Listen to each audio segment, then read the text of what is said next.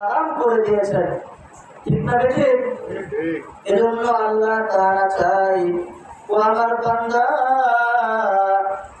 তুমি যদি মনে করো আজকে সুদ খাওয়া হারাম, যদি আল্লাহ তাআলা হারাম করে দিত তাহলে কি অবস্থা হতো? আমরা যে সমস্ত গুনাহগুলি আমরা করি, সব গুনাহ আমাদের জন্য ক্ষতিকর।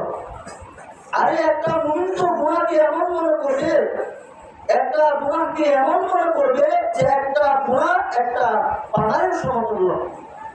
বলেন কিসের সমতুল্য? প্রতিটা গুনাহ পাহাড়ের সমতুল্য।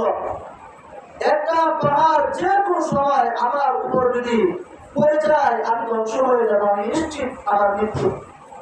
তো ইমানদার যারা হবে তারা প্রত্যেকটা গুনাহকে পাহাড়ের মতো মনে করবে।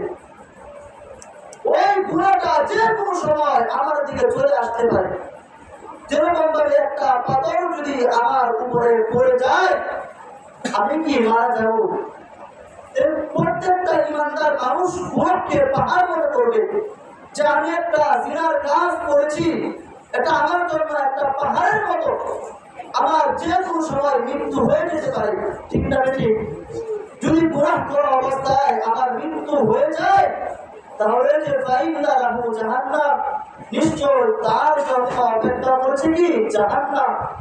এজন্য আপনি মিথ্যা কথা বলবেন, আপনাকে মনে করতে হবে এই মিথ্যা কথা বলাটা একটা পাহাড়ের মতো, যে কোনো সময় আমার উপরে পড়ে যাইতে পারে।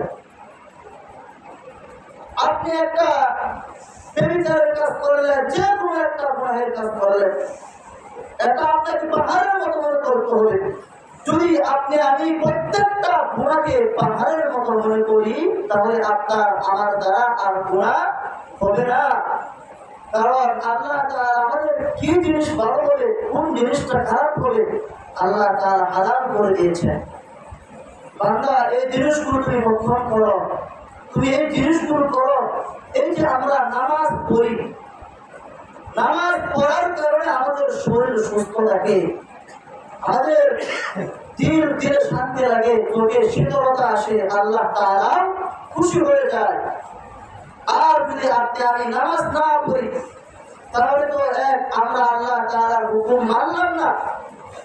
আর নামাজ না পড়তে পড়তে আপনার আমার অন্তরে একটা কারণটা হয়েছে, আল্লাহ থেকে মন গাফেল হয়ে যায় নামাজ না পড়লে।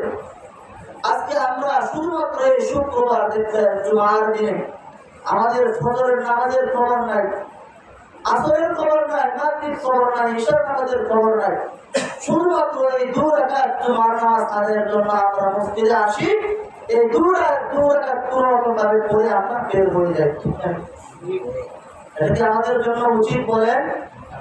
আল্লাহ তাআলা বলেন ফজরের 2 রাকাত সুন্নাত যদি এক পাল্লায় রাখা হয়, আর এই দুনিয়াতে পৃথিবীতে যা কিছু রয়েছে সব কিছু যদি আরেক পাল্লায় রাখা হয়, তাহলে এই 2 রাকাতের পাল্লায় বাড়ি হয়ে যাবে সুবহানাল্লাহ।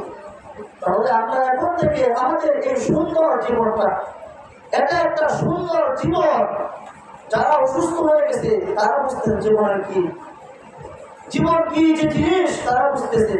এজন্য আমাদের হায়াত থাকতে থাকতে আমরা জীবনের মূল্যায়ন করবো, সময়ের মূল্যায়ন করবো ইনশাআল্লাহ। মুহতারাম হাজিরিন, আমি আপনাদের সামনে একটি আয়াতে কারিমা তেলাওয়াত করেছি। ইয়াউমা ইয়াকুনুন নাসু কাল ফারাশিল মাবসুস ওয়া তাকুনুল জিবালু কাল আইনিল মানফুশ। আল্লাহ তাআলা বলেন, যেদিন মানুষ বিক্ষিপ্ত বন্ধের মতো হয়ে যাবে, এমন একটা সময় চলে আসবে, এমন একটা সময় আপনার আমার জন্য চলে আসবে, সবার জন্য চলে আসবে। ইয়াউমা ইয়াকুনুন নাসু কাল ফারাশিল মাবসুস, যেদিন মানুষ বিক্ষিপ্ত পণ্ড পারের মতো হয়ে যাবে।